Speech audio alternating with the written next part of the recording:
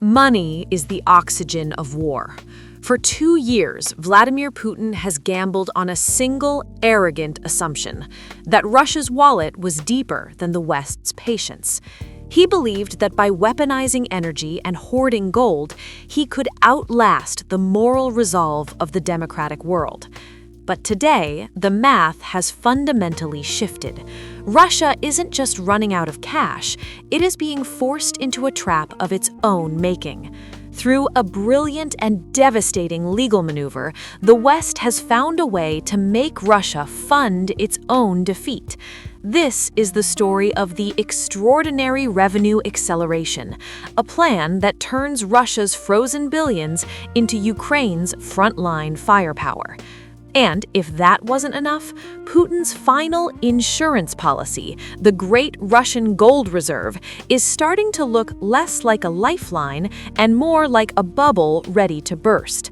Today, we're going deep into the financial trenches to see how Russia lost the one thing it thought it could never lose: control over its own wealth. For over 700 days, the world's lawyers and economists have argued over $300 billion. That is the amount of Russian central bank assets sitting frozen in Western banks, mostly in Europe. Seizing it outright was a legal red line that many feared would break the global financial system. But the G7 and the EU just found the master key. It's called the ERRA mechanism, Extraordinary Revenue Acceleration. Here is how the trap works. The West isn't seizing the $300 billion principal. Instead, they're treating that money like a giant stagnant lake. That lake generates interest, massive amounts of it. By leveraging this interest, the G7 has secured a $50 billion loan for Ukraine. Think about the sheer poetic justice of this. The loan is given to Ukraine today, but Ukraine doesn't pay it back. The interest earned on Russia's own money pays it back. It is a closed loop. Putin's money is sitting in a vault in Belgium, and while it sits there, it is silently cutting checks for Ukrainian drones, Western artillery, and the salaries of the soldiers standing against the Russian invasion. In 2025 alone, Ukraine's public debt grew by $47 billion. Usually, that would be a death sentence for a national economy.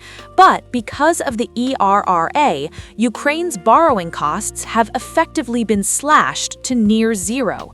Russia is literally subsidizing the destruction of its own military, and there is absolutely nothing the Kremlin can do to stop the bleeding. When the West cut Russia off from the dollar, Putin retreated to the oldest hedge in history: gold. Russia holds the world's fifth largest gold reserve, over 2,300 metric tons. For years, the Kremlin has touted this as their fortress. They've been mining it in the Urals and literally stealing it from the soil of Africa using Wagner mercenaries. The logic was simple. You can't sanction a gold bar. You can't unplug a physical vault from the internet. But there is a fatal flaw in the plan. Gold is only valuable if someone is willing to buy it without asking questions. But on January 30th, the unthinkable happened. The gold market suffered a flash crash. In a single 24-hour window, the value of gold plummeted. For a nation like Russia, which uses gold as their primary war chest, this wasn't just a market dip, it was a $60 billion wipeout in a single day. Putin has been aggressively mining gold in Africa, using Wagner mercenaries to seize mines to prop up this reserve. But if the global price of gold resets to lower structural levels, Russia's invincible war chest becomes a pile of declining assets. Putin is praying for a market correction, but the rise of AI and falling Western inflation are pushing gold prices down, potentially leaving Russia broke. The final nail in the coffin is China. Putin views Xi Jinping as a brother in arms, but the data tells a different story. China is an opportunist, not an ally. While China buys Russian oil at steep discounts, they are simultaneously dismantling Russian industry.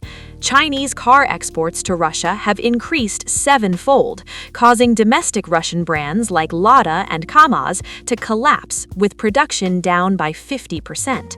More importantly, China is currently trying to rebuild bridges with Europe. If the EU tells Beijing that Russian gold is toxic, she will drop Putin in a heartbeat to protect China's trade with the West.